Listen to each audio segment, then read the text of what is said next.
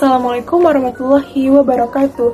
Hai semuanya, perkenalkan nama aku Ali Diva Lizain dengan NIM 4432 40 128. Aku dari Prodi Marketing Communication. Jadi di sini aku mau menganalisis kasus fiksi yang realistis tentang pelanggaran etika dalam bidang periklanan atau advertising. Jadi di sini aku ngambil kasus iklan pemutih glow skin menyesatkan dan tidak etis. Deskripsi kasusnya yaitu sebuah perusahaan kosmetik bernama Glow Skin merilis iklan TV dan media sosial yang menampilkan seorang wanita yang awalnya berkulit gelap dan digambarkan tidak menarik serta diabaikan oleh orang-orang di sekitarnya. Setelah menggunakan produk pemutih Glow Skin, kulitnya menjadi lebih cerah dan ia digambarkan sebagai sosok yang sukses, bahagia, dan dikagumi banyak orang. Tagline iklan tersebut adalah kulit cerah, masa depan cerah.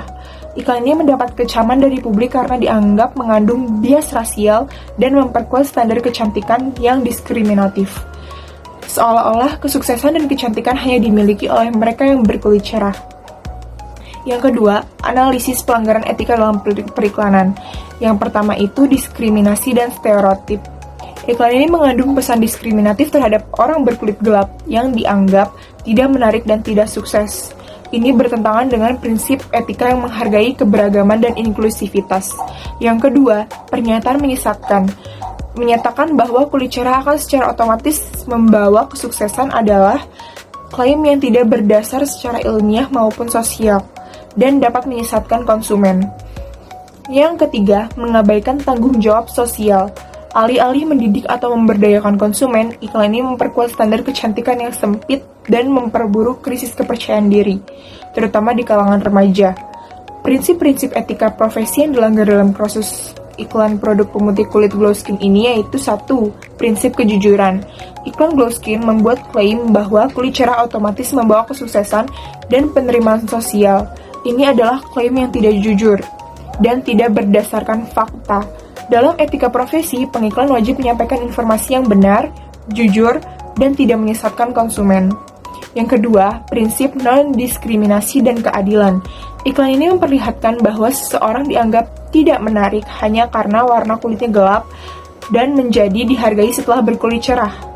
Ini mengandung diskriminasi berbasis warna kulit atau colorism dan memperkuat stereotip tidak adil terhadap kelompok tertentu. Pelanggarannya memperkuat diskriminasi dan standar kecantikan sempit yang merugikan kelompok masyarakat tertentu. Yang ketiga, tanggung jawab sosial. Sebagai bagian dari profesi komunikasi, pengiklan memiliki tanggung jawab sosial untuk tidak menyebarkan pesan yang merusak psikologis atau sosial masyarakat.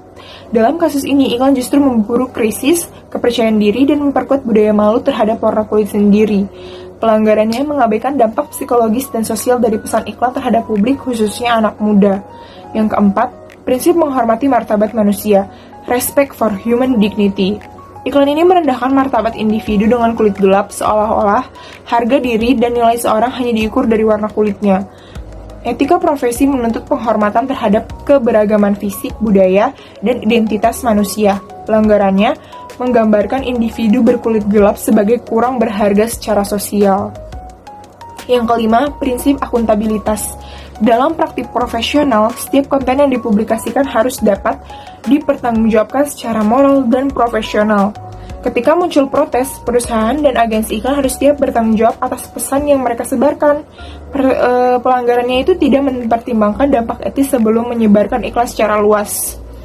Yang kedua, analisis kasus iklan pemutih Glow Skin menggunakan teori etika deontologi.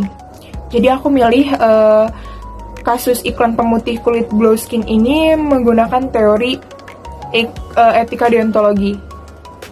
Etika deontologi itu berasal dari filsuf Immanuel Kant yang menyatakan bahwa moralitas tindakan ditentukan oleh kewajiban dan prinsip moral itu sendiri, bukan oleh akibat atau hasil akhirnya. Dengan kata lain, sesuatu dianggap benar jika dilakukan berdasarkan kewajiban moral, bukan hasilnya menguntungkan. Jadi, analisis kasus Glow Skin dengan pendekatan deontologi yaitu pertama, pelanggaran terhadap kewajiban untuk jujur. Deontologi menuntut bahwa semua komunikasi publik termasuk iklan harus berdasarkan kejujuran sebagai kewajiban moral. Dalam kasus ini, iklan menyatakan bahwa kulit cerah adalah kesuksesan. Ini adalah klaim yang tidak benar dan tidak sesuai fakta, dan juga tidak memenuhi kewajiban moral untuk jujur. Analisis deontologisnya yaitu, meskipun iklan ini mungkin efektif secara bisnis, menyebarkan informasi tidak jujur tetap salah secara moral, karena bertentangan dengan kewajiban untuk berkata benar. Yang kedua, pelanggaran terhadap kewajiban menghargai martabat manusia. Etika deontologi meyakini bahwa harus diperlakukan sebagai tujuan atau end, bukan sekadar alat atau means. Iklan Glow Skin justru menggunakan rasa tidak percaya diri masyarakat terhadap warna kulit gelap sebagai alat untuk menjual produk, bukan menghormati mereka sebagai manusia bermartabat. Analisis deontologinya, tindakan ini melanggar prinsip Kantian karena memperalat individu dan memperkuat stereotip demi keuntungan komersional. Yang ketiga, kewajiban tidak mendiskriminasi. Dalam etika deontologi, setiap manusia wajib diperlakukan secara setara tanpa diskriminasi. Iklan ini menggambarkan individu berkulit gelap sebagai kurang layak dan hanya layak dihargai setelah kulitnya berubah menjadi cerah. Analisis deontologinya ini jelas tidak etis karena bertentangan dengan kewajiban moral untuk memperlakukan semua individu dengan adil dan setara. Jadi, kesimpulannya, dari perspektif etika deontologi, iklan Glow Skin adalah tidak etis karena yang pertama, tidak jujur dalam menyampaikan klaim, yang kedua, memperlakukan manusia sebagai alat untuk tujuan komersial, yang ketiga, mendistribusikan pesan diskriminatif dan tidak menghormati kesetaraan martabat. Menurut deontologi, meskipun iklan ini berhasil meningkatkan penjualan, hal tersebut tidak pernah membenarkan pelanggaran terhadap kewajiban moral. Terus yang kedua, aku ngambil prinsip utama etika itu dari Habermas. Menurut Habermas, kebenaran ditentukan melalui diskursus publik yang ideal, di mana semua pihak bisa berpartisipasi secara setara.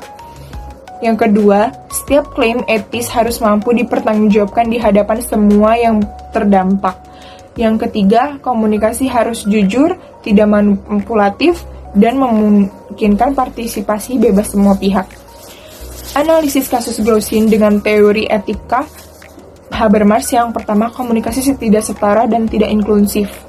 Iklan Glow Skin tidak memberi ruang dialog atau partisipasi dari kelompok yang terdampak langsung, yaitu orang-orang dengan warna kulit gelap. Pesan iklan bersifat satu arah dan dominatif, memperkuat standar kecantikan tertentu tanpa melibatkan persepsi masyarakat luas. Menurut Habermas, ini melanggar etika karena tidak memungkinkan komunikasi yang setara dan reflektif di antara semua pihak. Yang kedua, manipulatif dan tidak jujur. Iklan menyampaikan pesan implisit bahwa kesuksesan sosial hanya bisa diraih jika memiliki kulit yang cerah. Ini adalah bentuk manipulasi emosional, bukan komunikasi rasional. Menurut Habermas, komunikasi yang etis harus berlandaskan kejujuran dan niat baik, bukan eksploitas emosi atau prasangka sosial. Yang ketiga, tidak dipertanggungjawabkan secara rasional. Jika dinyatakan kepada semua pihak yang terlibat, konsumen, masyarakat berkulit gelap, komunitas anti-diskriminasi, apakah pesan ini bisa diterima secara adil dan rasional?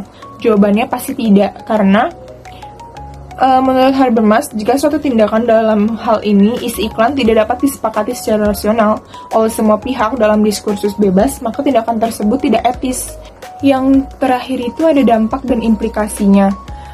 Yang pertama, terhadap masyarakat, menurunnya rasa percaya diri, tekanan sosial untuk memperputih kulit, serta memperkuat rasisme sistemik. Yang kedua, terhadap perusahaan, boikot produk, reputasi buruk, serta potensi hukuman dari lembaga pengawas iklan. Yang ketiga, terhadap industri iklan, kehilangan kepercayaan publik terhadap iklan sebagai sumber informasi yang inspirasi. Yang terakhir, solusi yang dapat dilakukan oleh profesi komunikasi agar terhindar dari pelanggaran etika yaitu 1. Menerapkan pedoman etika dalam profesi kreatif. Setiap konten komunikasi terutama iklan harus melalui penilaian etika sebelum dipublikasikan. Ini mencakup menghindari diskriminasi, warna kulit, gender, atau agama. Yang kedua, menyampaikan informasi yang jujur dan tidak menyesatkan. Yang ketiga, menghormati nilai dan budaya masyarakat. Yang kedua, melibatkan perspektif dalam produksi konten. Praktisi komunikasi perlu membuka ruang partisipasi bagi kelompok yang beragama agar tidak bisa atau menyinggung kelompok tertentu. Misalnya, konsultasi dengan komunitas atau kelompok minoritas, uji respons publik secara inklusif sebelum tayang. Yang ketiga, mengadakan pelatihan etika dan sensitivitas sosial. Agen komunikasi, brand, dan konten kreator perlu rutin mengikuti pelatihan mengenai etika profesi komunikasi, literasi budaya dan sosial, dan penghindaran stereotip dan manipulasi publik. Sekian yang dapat saya sampaikan untuk memenuhi tugas besar UAS Etika Profesi Komunikasi. Saya Alia Diva pamit undur diri. Wassalamualaikum warahmatullahi wabarakatuh. Bye-bye semuanya.